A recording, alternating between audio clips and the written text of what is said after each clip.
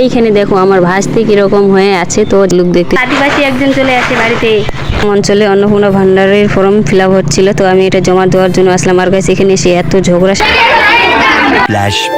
গাছ কয়েকদিন ধরে ছিলাম আমি বুনুর বাড়িতে, তার জন্য ব্লগও করতে পারছিলাম না। আর গাছ আজকে আমি যাচ্ছিলাম বাড়ি, আর প্রায় বাড়ির সামনে আছি। আর গাছ এইখানে দেখো আমার ভাস্তি কিরকম হয়ে আছে, তো জানেন আমি যেহেতু গাছ আমি চলে আসলাম বাড়িতে, আর ভাস্তি যেহেতু এই লোকে আছে, আমি আবার ভিডিও করবো না। এটা দেখে গাছ ভাস্তি কিরকম হাসতেছে। তো গাছ চলো আগে বাড়িতে কি করতেছে সবাই সেটা দেখবো। তো গাছ আমি শুধু বাড়ি আসলাম, আর বাড়ি এসে দেখো ভাগিনা আর ভাগিনী কি করতেছে, ওদেরকে দেখে আমি আর কি বলবো, শুধু বাড়ি আসলাম আর এই সব লোক দেখতেছি। আমাদের পুরো আদিবাসী একজন চলে আসে বাড়িতে, একটা না দুইটা আছে, এখানে একটা।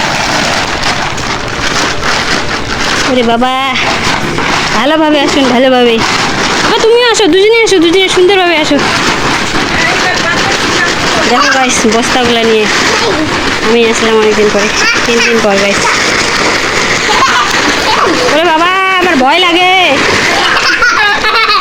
বোমবাস ফটাস হয়েছে আমার ব্যাগ।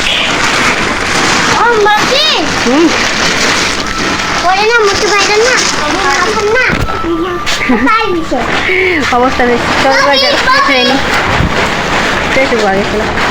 বাড়িতে ফ্রেশ হয়ে যাওয়ার পরে রেডি হয়ে গাইস আমি বেরোলাম এক জায়গায় যাব। আর গাইস এক বাড়ি থেকে বার হয়ে দেখো গাড়িতে পেট্রোল নেই। এখন আমি চলবাড়ি থেকে পেট্রোল নিয়ে আসলাম, এখন গাড়িতে পেট্রোলটা ভরাবো, তারপরে গাইস যাবো। আর গাইস আমি আসলাম অঞ্চলে অন্নপূর্ণা ভান্ডারের ফর্ম ফিল আপ হচ্ছিল, তো আমি এটা জমা দেওয়ার জন্য আসলাম। আর গাইস এখানে এসে এত ঝগড়া, সেটা তোমরা একবার শুনে নাও।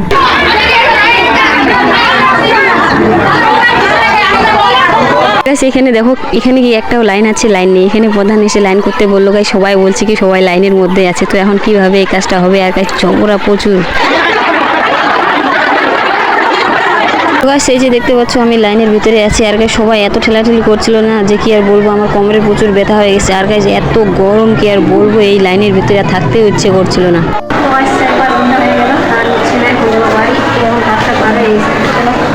আর এই দেখো ভিড় গাইস।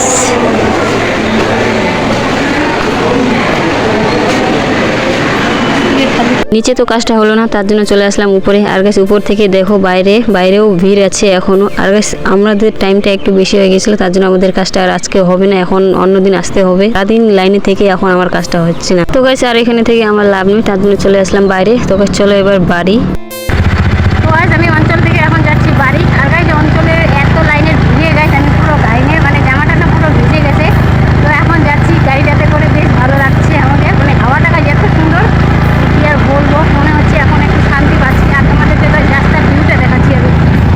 এই যে গাইস ফাঁকা রাস্তা, তারপর এই যে স্কুটার, মানে প্রিয় স্কুটার, আর এই থেকে আবার রাস্তা এত সুন্দর যে কি আর বলবো।